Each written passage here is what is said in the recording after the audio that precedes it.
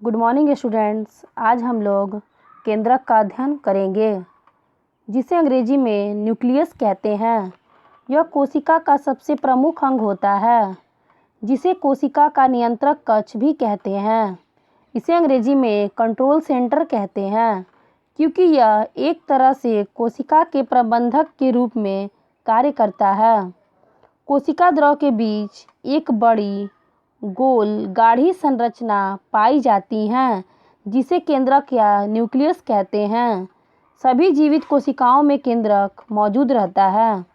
इसके चारों ओर दोहरे परत की एक झिल्ली रहती है, जिसे केंद्रक कला या केंद्रक झिल्ली कहते हैं। इसमें अनेक केंद्रक छिद्र रहते हैं, जिसके द्वारा केंद्रक द्रव एवं कोशिका द्रव के बीच पदार्थों का आदान प्रदान होता है। हर जीवित कोशिका में प्रायः एक केंद्रक पाया जाता है, लेकिन कुछ कोशिकाओं में एक से ज़्यादा केंद्रक पाए जाते हैं।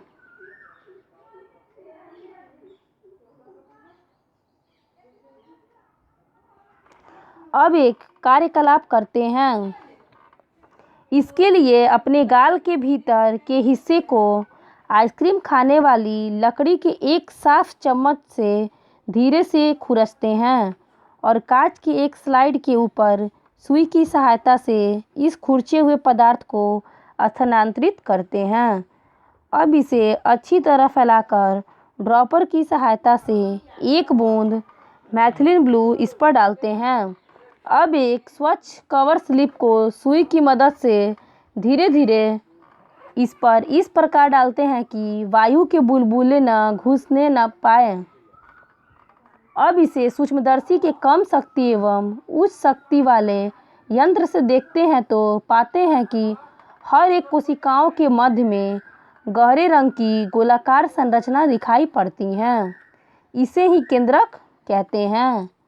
इसकी विस्तृत जानकारी इलेक्ट्रॉन सूक्ष्मदर्शी से ही संभव होता है।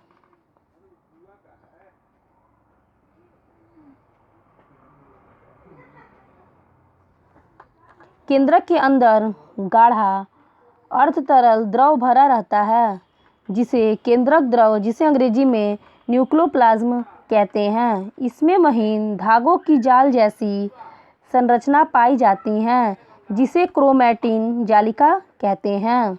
ये डीएनए एवं प्रोटीन से बने होते हैं। डीएनए आनुवंशिक लक्षणों को एक पीढ़ी से दूसरी पीढ़ी तक ले जाता है। कोशिका विभाजन के समय क्रोमैटिन जालिका के धागे अलग होकर कई छोटी और मोटी छड़ जैसी रचनाओं में बदल जाते हैं, जिन्हें गुणसूत्र या क्रोमोसोम कहते हैं।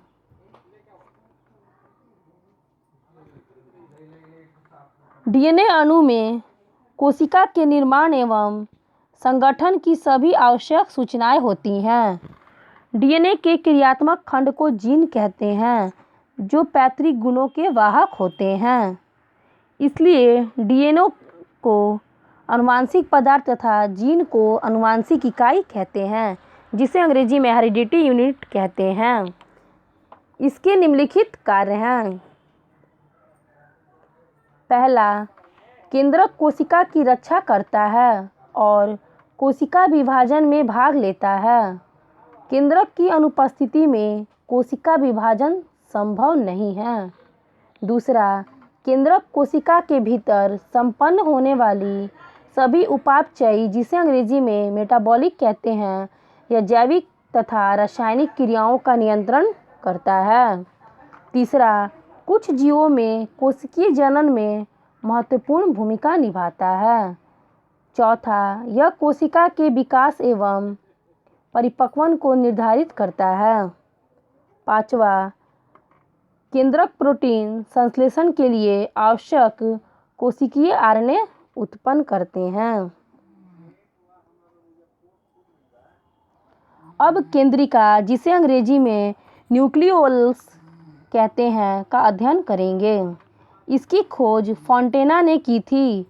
इसमें राइबोसोम के लिए आरएनए का संश्लेषण होता है। केंद्रक के अंदर केंद्रक द्रव में एक छोटी गोलाकार या अंडाकार रचना होती हैं, जिसे केंद्रिका या न्यूक्लियोसिस कहते हैं। कम क्रिया करने वाली कोशिकाओं में यह छोटी होती हैं या पाई ही नहीं जाती हैं, लेकिन सक्रिय स्रावी कोशिकाओं में यह बड़ी होती हैं। संख्या में यह एक या अनेक यानी कई हजार होती हैं। इसके निम्नलिखित कार्य हैं। पहला, केंद्रिका में आरएनए का संश्लेषण होता है। दूसरा, कोशिका विभाजन में इसका विशेष महत्व है।